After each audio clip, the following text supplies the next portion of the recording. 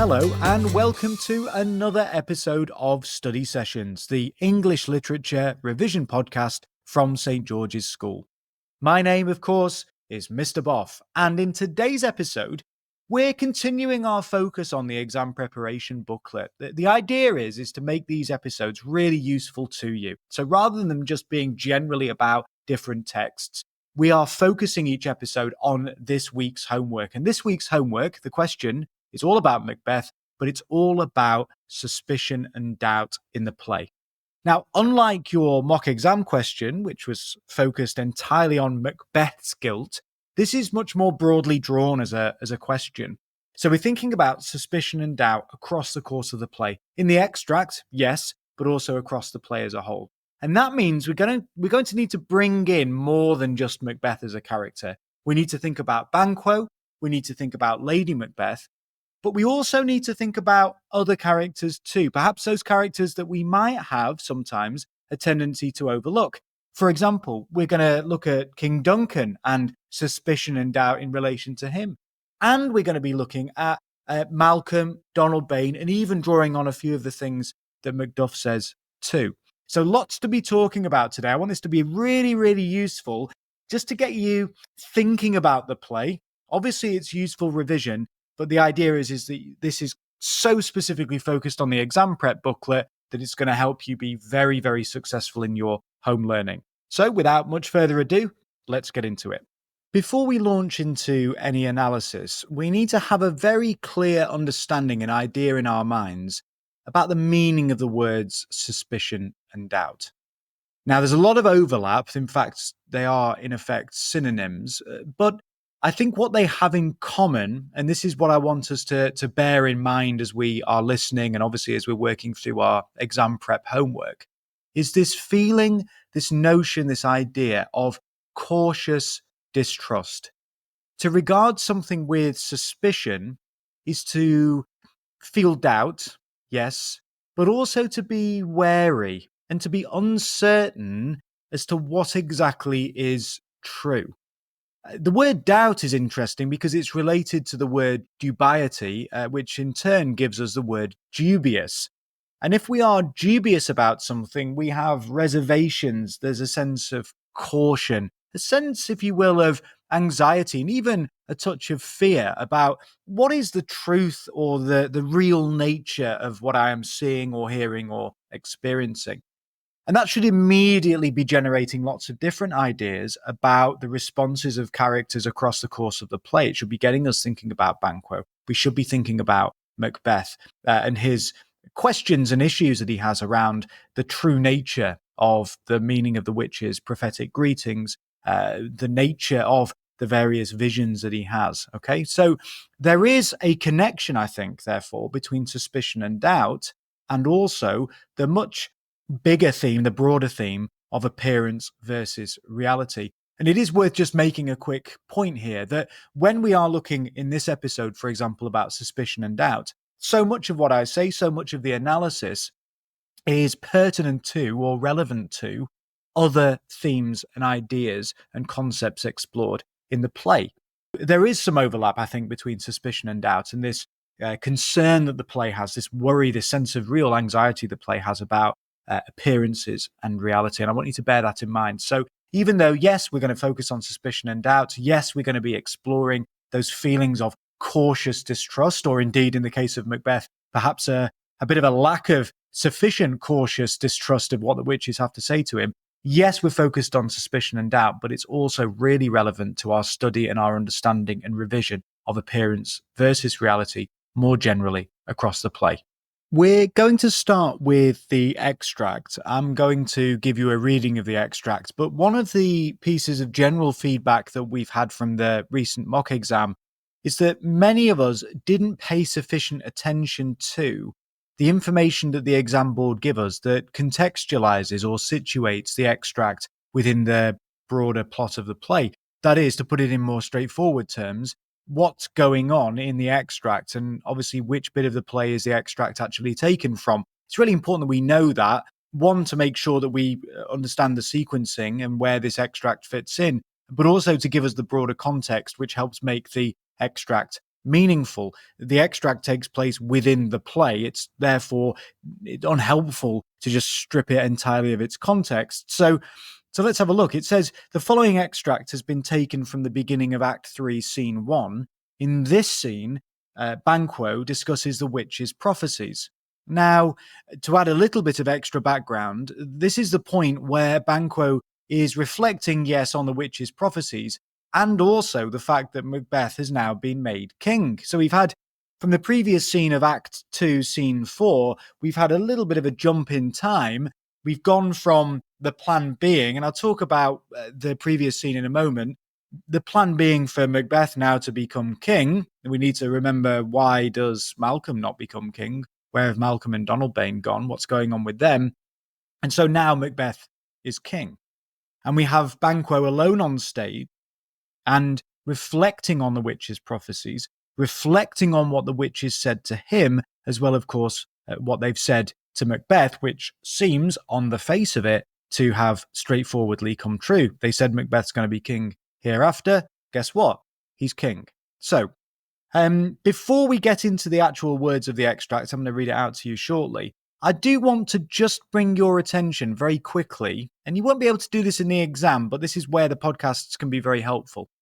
I want to draw your attention to really the last thing that is said at the end of the previous scene. So at the end of Act 2, Scene 4, we have this scene that includes Ross, Macduff, and the old man. And they're effectively talking about sort of what's going on. And they tell us where Malcolm and Donalbain have gone. Okay, and it's very important that we remember this. Okay, so Macduff says this. He says, they were suborned. I'll come to that word in a sec. Malcolm and Donalbain, the king's two sons, are stolen away and fled, which puts upon them suspicion. That's a useful word, bearing in mind the question focus, which puts upon them suspicion of the deed. Now, in more straightforward and far less poetic English, Macduff's saying this. Malcolm and Donalbain were bribed. That's what suborned means. And they've fled. They've snuck off. They've run away and fled. And their behaviour makes it seem like they were responsible for killing their father, King Duncan, or at least that they have got the servants to kill King Duncan. So the general suspicion now is actually falling upon maybe Malcolm and Donalbain. But then what's really interesting is right at the very end, when everyone is saying their goodbyes, Ross is saying goodbye to this old man. The old man says this, God's benison go with you. So God's blessing go with you and with those that would make good of bad and friends of foes. That's really, really interesting language. We're talking about that cautious distrust. And the play is very interested in oppositions and the ways in which something can turn into or morph into or become its opposite. So notice how he says there that would make good of bad and friends of foes. The idea, God's blessing goes to those who can turn bad things into something good and can turn enemies into friends. Think about that sense of doubt, though, that underpins it. It's a slightly odd thing to be saying, an unsettling thing to be saying. The idea that something bad we can draw good from, that we can turn an enemy into a friend. There's a sense of uncertainty, I think, implicit within what the old man says there that's worth just paying attention to, because what do we get in the next scene? We get Banquo alone on stage, and this is what he says. Thou hast it now, King, Cawdor, Glamis, all as the weird women promised, and I fear thou playedst most foully for it. Yet it was said, it should not stand in thy posterity, but that myself should be the root and father of many kings. If there come truth from them, as upon thee, Macbeth, their speeches shine, why, by the verities on thee made good, may they not be my oracles as well, and set me up in hope? But hush, no more. So, Banquo does something very useful that you might find also, I suppose, these days in television, almost previously in Macbeth. It gives us a little rundown of what's been going on. So thou hast it now, King, Cawdor, Glamis. So from an audience perspective, we're reminded of the witch's prophecies. So Macbeth is now king. He was promised Cawdor, he's become Cawdor, and obviously he was Glamis to begin with. So a little bit of a recap of the witches there. All as the weird women promised. Weird women's very important. Although we call them the witches, it's not necessarily the most accurate term that we could use for them. They are weird women, and the word weird has really shifted and changed over time in terms of its meaning. The word weird, as it's being used here, hints at and suggests an almost supernatural ability to influence fate, to control the behavior of characters, which is interesting. And then we notice all the way through this, we've got, and I fear thou playedst most foully for it. I fear. He's doubtful. He's uncertain. He has fears that perhaps, just perhaps, Macbeth has played foully for it. That word foully, I think very, very intentional there, echoing the language of the witches. Fair is foul. Foul is fair. Think about the same sort of language that we get from the old man. Good of bad, friends of foes, this sense of uncertainty, doubt, suspicion. One thing might actually be its opposite. Something might seem one way. It might seem like Macbeth has legitimately come to the throne because we might have suspicions about Malcolm and Donalbain being somehow involved in the murder of King Duncan, their father. But maybe the truth is actually the opposite. Maybe, as Banquo is quite right to fear, maybe Macbeth has played most foully for it. Then he starts thinking through what the witches said to him. But there is this just continual sense of uncertainty. Notice how he says, may they not be my oracles as well? As in, may the witches be telling me the truth and set me up in hope? But it's a self-directed question. He's full of doubt. He's full of uncertainty. He's not sure exactly what is going on. He has very serious suspicions about Macbeth playing foully for it. But there is also, yes, there's doubt, but there is also interest in the witches and their prophecies for him. He says here, it should not stand in thy prosperity, but that myself should be the root and father of many kings. This idea that Banquo will beget or get kings, that his descendants will be king. How interesting, but still he's uncertain, he's doubtful. Now, one key idea I think we can introduce here is the fact that Banquo, generally speaking, is far more doubtful, dubious, skeptical, questioning of what the witches tell him than Macbeth, who could be described as, in fact, rather credulous, far too willing to believe. Why is Macbeth insufficiently doubtful about what the witches say? It's because of his ambition.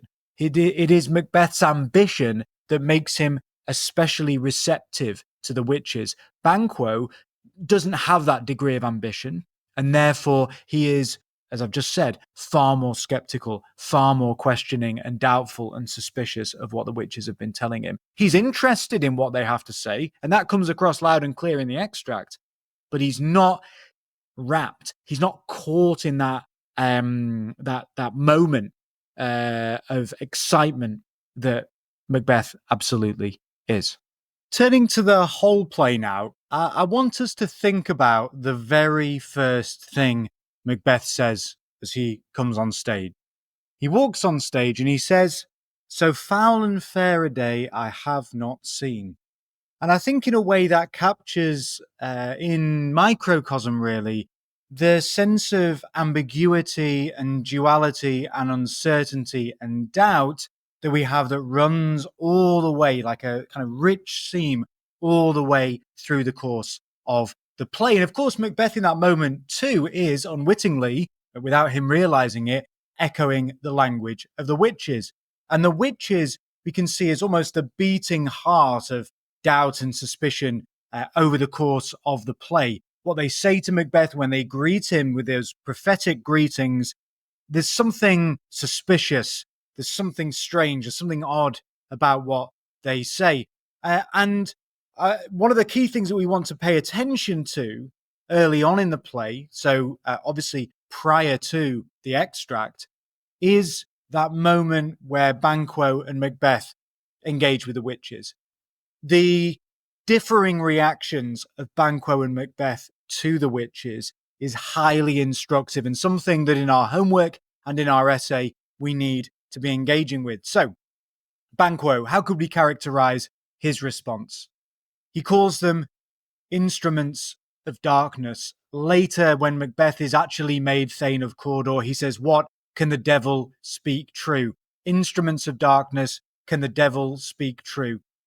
He recognizes Banquo too, that to win us to our harms, this idea that the witches are perhaps saying things that are honest trifles that seem on the face of it to be true and yet have some element of doubt. There's something deeply suspicious in terms of what the witches are saying to Banquo and Macbeth, and we should therefore be much more skeptical, questioning, doubtful in our understanding of what they have to say. In stark contrast, I think really we can boil this down to one word, okay? When Macbeth hears what the witches have to say, when they greet him and they say, "It shall be king hereafter," his response is, to quote Banquo, is to be rapt, to be utterly enchanted and absorbed in what the witches have said. So we can characterize Macbeth's response, therefore, as almost devoid, almost entirely lacking the necessary skepticism, suspicion, and doubt that Banquo, Macbeth's dramatic foil, displays. Why is that? I think really, and we always come back to this in our analysis of Macbeth, it all comes back to ambition. Macbeth's ambition, his tragic flaw, his hamartia, that makes him uniquely vulnerable to the equivocations, the riddling, paradoxical, ambiguous speech of the witches. It means that he doesn't have the almost a kind of defense mechanism. He's far too open, far too credulous, far too willing to believe what the witches have to say. Obviously, unlike Banquo, who doesn't possess the same degree of ambition and that sense of it being a tragic flaw. Banquo is much more questioning of what the witches have to say. In contrast, of course, Macbeth is rapt. He's utterly absorbed, and he almost immediately starts thinking about murder as yet fantastical. At the same time, there is doubt and uncertainty within Macbeth as he explores in Act 1, Scene 3, towards the end of the scene, when he says, "This supernatural soliciting cannot be ill, cannot be good." He does, in the moment where he says, "Stay, you," and then he follows it up with, "Imperfect speakers, tell me more." He wants to hear more. He wants them to stay. Obviously, the witches disappear. They melt like breath into the wind. But he wants more from them. And yet, even within that, the use of that word imperfect, there is this recognition on some level from Macbeth that there's something maybe not quite right. He says this supernatural soliciting cannot be ill, cannot be good. What an interesting use of the negative. It can't be bad, but it can't be good. Well, what is it then? Is the question that ultimately we're left with. And of course, Macbeth, because of his ambition, is driven really to, I suppose, override those doubts, override those suspicions, and continue leaving himself open to the possibility of the regicidal killing of King Duncan. Questions around interpretation and doubt and suspicion and truth are also there in Act 1, Scene 4, where we have Duncan reflecting on the treachery of the previous Thane of Cawdor, the one who is executed for his betrayal and his treachery and his treason. And King Duncan says something very, very interesting that we can connect to both suspicion and doubt. He says this, he says, "There's no art to find the mind's construction in the face. He," the previous Thane of Cawdor, "he was a gentleman on whom I built an absolute trust."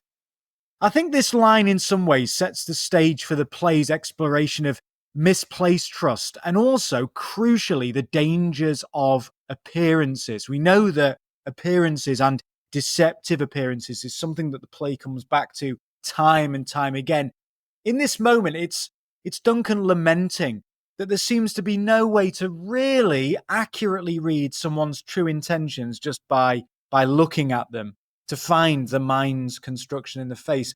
The word construction is especially interesting there because it conveys that sense of people's outward behavior being very carefully, very purposefully, very methodically built, like some architectural facade or the front of a building that actually hides their true self.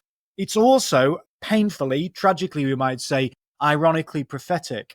Duncan, who's just said he was a gentleman on whom I built an absolute trust, and there's no art to find the mind's construction in the face.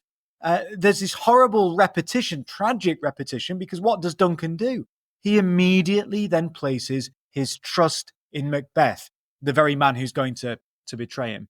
And I think what Shakespeare's doing here when it comes to the question of doubt and suspicion is really critiquing sometimes the naivety of those in power and showing that there can be really deadly consequences to blind trust. That if we are in positions of power, positions of authority, that it is necessary to have a certain level of suspicion and doubt about the intentions of others, because you know what? They might be plotting to betray us. The old Thane of Cawdor tried to betray Duncan, is foiled. He pays for it with his life. But then the new Thane of Cawdor that Duncan appoints, despite already having said that there's no art to find the mind's construction in the face, places huge trust in Macbeth, who then very successfully betrays, usurps him, commits regicide, and obviously Macbeth becomes king himself. So we've got these real deadly consequences of excessive sort of blind trust. And maybe a suggestion there that if you are in a position of power and authority, that some suspicion and doubt of those around you is actually really rather necessary. I'm just quickly interrupting our recording of the podcast to add in this episode's Easter egg. The Easter egg is as follows, and please make sure to email it in full to me as soon as humanly possible, as soon as you hear it. And obviously, if you are first, you're going to win a prize. We had loads and loads of people entering last time, but the winner, shout out to Calum for being the winner last time, responded in about 20 minutes of the podcast going live. So Calum has set the bar very, very high indeed. The Easter egg is as follows. And on the pedestal, these words appear. My name is Mr. Boff, podcaster of podcasters. Listen to my episodes, ye mighty, and despair. So get that emailed in as soon as possible and see how quickly you can do so. Continuing this connection between deceptive appearances and feeling suspicious and feeling doubtful, and this idea of cautious distrust, we've got a great quotation to look at in Act 2, Scene 3. It's actually delivered by Donalbain, who doesn't say a great deal in the play, but does have this fantastic line that Shakespeare gives him. So this is Act 2, Scene 3. This is in the immediate aftermath of Duncan's murder, when the murder has been discovered. And Donalbain voices his fears to his brother Malcolm. He says this, quote, "Where we are, there's daggers in men's smiles." Now, this metaphor is an absolute masterstroke of Shakespeare's exploration of suspicion. This incredible juxtaposition that we've got here, the juxtaposition of the warmth and friendliness implied by smile is contrasted with the violence, the sense of betrayal and treachery that we get in that word daggers. And it does create a really chilling image, actually, I think, of betrayal and of treachery.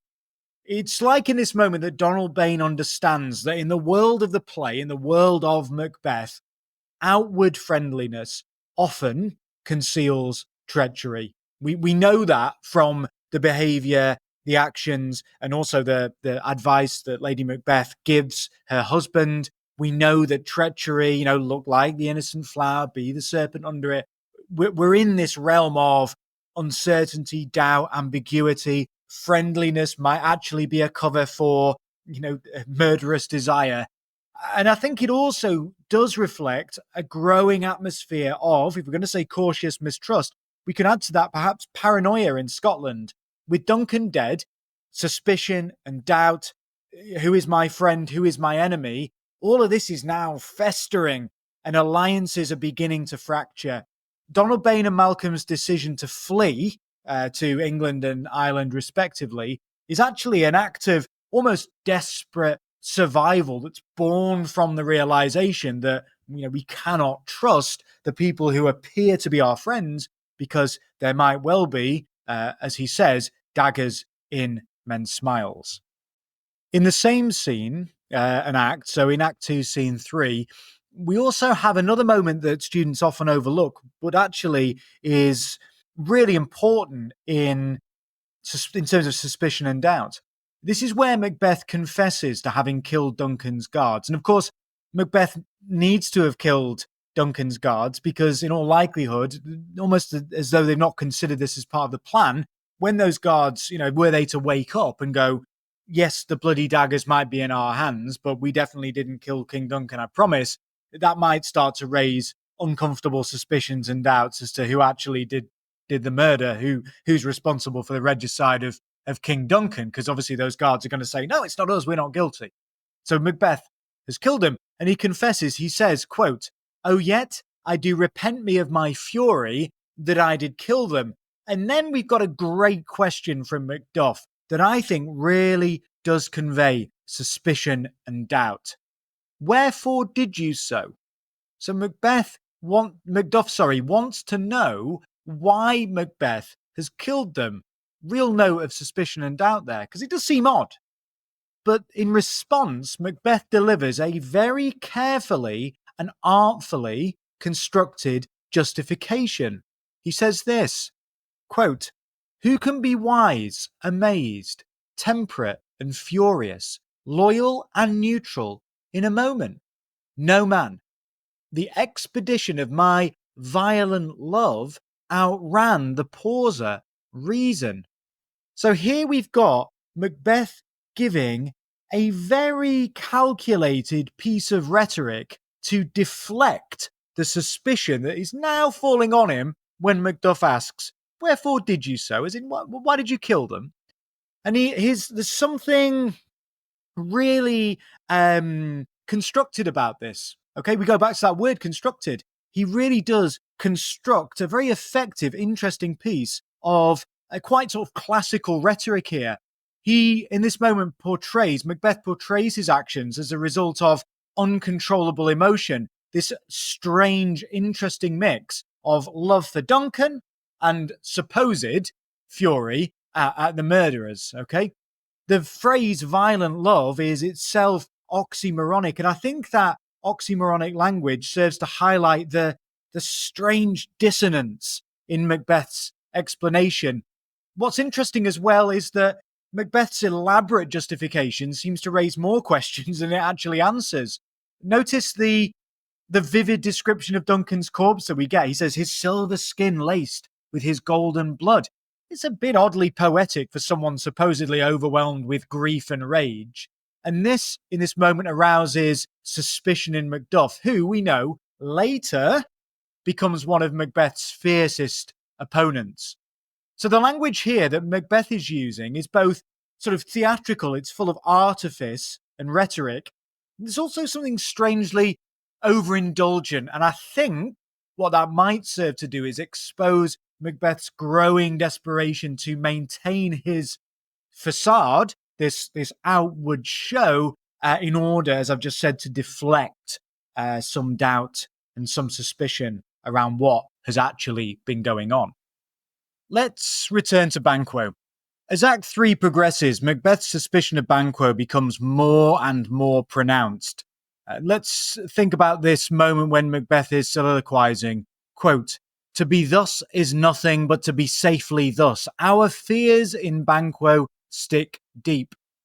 The word safely underscores Macbeth's now almost obsessive need for security. Even as king, he can't enjoy his power because, of course, he's not the rightful king. He's usurped Duncan on the throne, but also because of his suspicions about Banquo. And you can see how his suspicions about Banquo and Banquo's position, and obviously the witch's prophecies about Banquo, have driven this sort of wedge between him and his once very close comrade on the battlefield.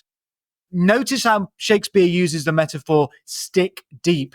I think this is suggesting that Banquo's almost continued existence and presence is a thorn in Macbeth's mind, a sort of unshakable source of discomfort and pain. And of course, this is a fear rooted in the witch's prophecy, rooted in that moment when they say that Banquo's sons will become king. Banquo will get kings. And Macbeth admits this. They hailed him father to a line of kings. Upon my head, they placed a fruitless crown. And this imagery of a fruitless crown, and then shortly after the barren scepter and his gripe, really conveys Macbeth's frustration and sense of despair.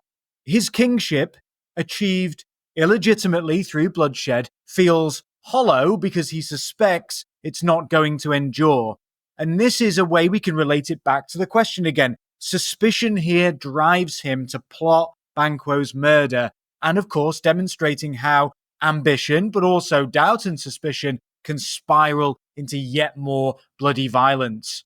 Later in Act 3, Scene 4, during the famous, very important banquet scene, Macbeth learns that Banquo has been murdered, but crucially, Fleance, Banquo's son, has escaped. And to this, from Macbeth's vantage point, terrible news, he reacts with palpable frustration, quote, "But now I am cabined, cribbed, confined, bound in saucy doubts and fears." So what have we got there? We've got the repetition of restrictive imagery, cabined, cribbed, confined. And I think that sense of restriction is further reinforced through that harsh alliterative k sound. And it really creates a claustrophobic effect. And I think that mirrors Macbeth's mental state. He feels trapped by his own fears and clearly unable to achieve the sense of security as king that he craves. Also, I want to draw attention to a word that maybe we tend to overlook. I mean, we've got the word doubt actually in there, bearing in mind the question focus. Shakespeare also uses the word saucy to describe the doubts. It's a word that's really changed meaning over time, and it's suggesting that those doubts are insolent and unruly, as if Macbeth's own mind is somehow rebelling against him. This moment, I think, underscores the corrosive nature, almost poisonous nature of suspicion and doubt, which, in Macbeth's mind, has kind of grown or flourished into a full-blown paranoia. Even after successfully orchestrating Banquo's death, Macbeth can't escape the haunting presence of his unfulfilled ambitions and his fears. And in fact, we can continue in the banquet scene. In the very same scene, we notice as well, crucially, that Banquo's ghost appears. This reappearance of Banquo, this time obviously as a ghost, bearing in mind he's been murdered on Macbeth's instruction, is a sort of spectral manifestation of Macbeth's guilt and his inability psychologically, I think, to suppress his suspicions. There is always a sense in which ghosts that reappear, ghosts in literature, are a return of what we attempt to repress or suppress, or to put it another way, kind of psychologically push down and ignore and not wish to think about. A ghost is in effect a sort of supernatural return of what we try to suppress. And we've got Macbeth's intense emotional outburst. "Thou canst not say I did it, never shake thy gory locks at me." His inner turmoil, his attempt at psychological suppression has failed, and it's now really humiliatingly spilled out into public view. The hallucination, I think, symbolizes how suspicion within Macbeth is almost turned inward, and Macbeth seemingly is almost doubting his ability to maintain control of his kingdom, and indeed himself and his own psychological state. It's interesting in this moment, Lady Macbeth is trying to salvage this deeply embarrassing, terrible situation, and she chastises him. She says, quote, "This is the very painting of your fear." Here, her words emphasize that doubt and suspicion are now self-created, that doubt and suspicion are products of Macbeth's unravelling kind of tortured psyche. The banquet scene is pivotal. It's a watershed moment in the play. It's a turning point because it reveals that Macbeth's paranoia, his doubt, his suspicion has now reached a level where even the support of his dearest partner of greatness, his wife, cannot stabilize him as she has done earlier in the play. It's also worth paying attention to the ways in which suspicion and doubt ripple through the political landscape of Scotland in the play. So in Act 4, Scene 3, famous scene between, involving Malcolm and Macduff, there's this moment where Malcolm tests Macduff's loyalty by faking, pretending sort of his own corruption. Quote, "This tyrant, whose sole name blisters our tongues, was once thought honest." This is a line that I think really encapsulates the pervasive atmosphere of mistrust. Look at that word, the word blisters. I think it vividly conveys the pain and the revulsion and the suffering that is now associated with Macbeth's illegitimate reign.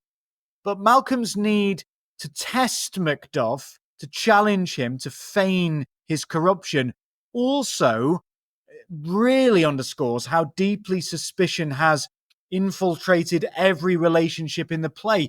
Malcolm can't at first trust Macduff directly. He has to test him out by pretending to be a corrupt potential king, when of course he isn't. But there's also a sense in which the natural world also reflects this sense of disorder, the kind of disorder that is a result of violence, but also suspicion and doubt. So, all the way back in Act 2, Scene 4, we've got Ross and the old man. I've spoken about this earlier, but Ross and the old man are discussing the horrible kind of strange occurrences and omens. They'd say, "A falcon towering in her pride of place was by a mousing owl hawked at and killed." This very unnatural reversal or inversion mirrors the inversion of Scotland's moral and social order under Macbeth.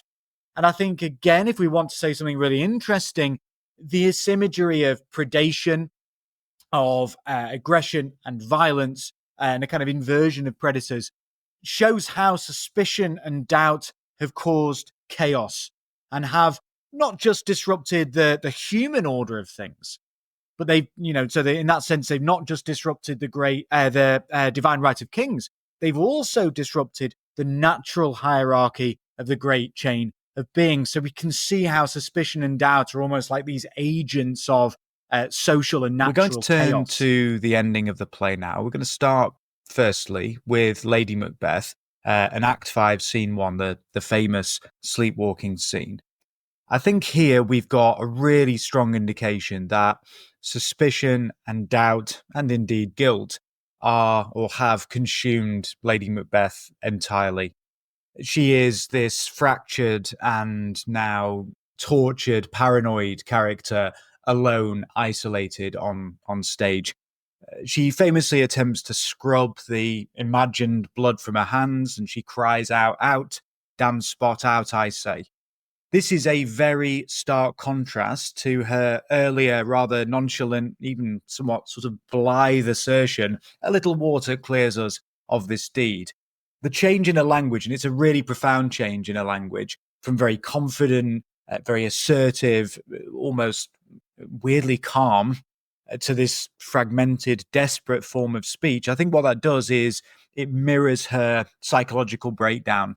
The hallucination of blood, very importantly, symbolizes that internalized sense of guilt and also the absolutely irreversible consequences of her complicity in King Duncan's murder.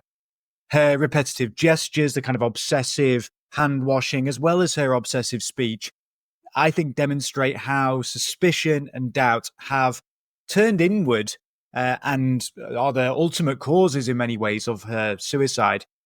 So here Shakespeare's using her psychological unravelling and descent to show that no one is immune to the psychologically corrosive effect of mistrust, of suspicion, and of doubt itself. In contrast, and this is something I spoke about in my earlier podcast about emotion, really, in Macbeth. If Lady Macbeth gains affect, Lady Macbeth becomes more and more emotional as the play moves through. The opposite is true of her husband, Macbeth. He experiences over the course of the play a loss of affect, and we can identify that loss of affect as, at least in part, related to Macbeth's increasingly paranoid, suspicious, and doubtful mindset. And I think that becomes so all consuming. It doesn't obviously lead to suicide as it does with Lady Macbeth, but it becomes so all consuming that it leads to a doubt and a kind of lack of faith in reality and meaning itself. The evidence of that is in Macbeth's very famous soliloquy when he's responding to the news that Lady Macbeth has committed suicide. Obviously, the famous "she should have died hereafter" speech that he delivers. And at the very end of that, he delivers this almost existential, nihilistic summary of existence. And he says, "It is a tale told by an idiot, full of sound and fury, signifying nothing." That final pair of words, signifying nothing, what's he doubting there? What's he suspicious of? He's suspicious and doubtful of meaning itself. And in this particular time period, to doubt the meaning of reality and existence itself is really to come perilously close to doubting the existence of God. It is deeply blasphemous. And I think really it's another indication of just how damned Macbeth is, to be uttering this, to be saying that life is this meaningless sound and fury. Ultimately, it's nothing. He's now doubting meaning itself, doubting, perhaps we might say, at a bit of a push, the existence of God. So you can see we've got very different reactions there. With Lady Macbeth, the suspicion and doubt lead to almost an excess of emotion and excess of affect, we might say, whereas the opposite is true of her husband. Both of them are kind of equally corrosive and damaging for one's psychology and one's soul, but they do respond very, very We've differently. come to the end of the play, and this has been admittedly a rather long episode, but there's so much to say about this. But I just want to sum up really what we might want to be saying about suspicion and doubt overall in the play. So suspicion and doubt, they permeate Macbeth. They run all the way through the play, and they drive its characters to their tragic ends, as well as being really critical in the unravelling of the moral fabric of Scotland. So whether we're talking about Duncan's misplaced trust in Macbeth or Macbeth's paranoia about Banquo, suspicion shapes the play's action and highlights just how fragile human relationships can be. Doubt, whether that's external or indeed internal, it corrodes the character's resolve. Lady Macbeth's guilt consumes her, while Macbeth's uncertainty and doubt spirals into tyrannical violence and murder.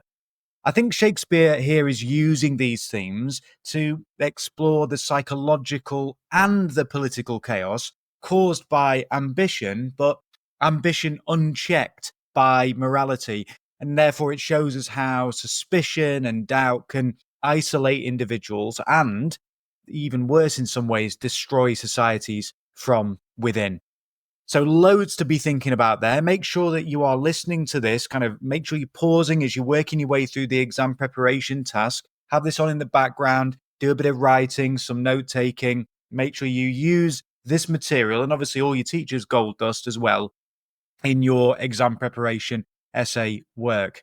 So I hope this has been really helpful. Don't forget to email me if when you find the episode Easter egg. Send that to my email address or your teacher's email address, and the first 5 students will win a prize. And if you're going to beat Caleb, you're going to have to do that pretty swiftly indeed. So as always, thank you so much for listening, and I hope you found this useful.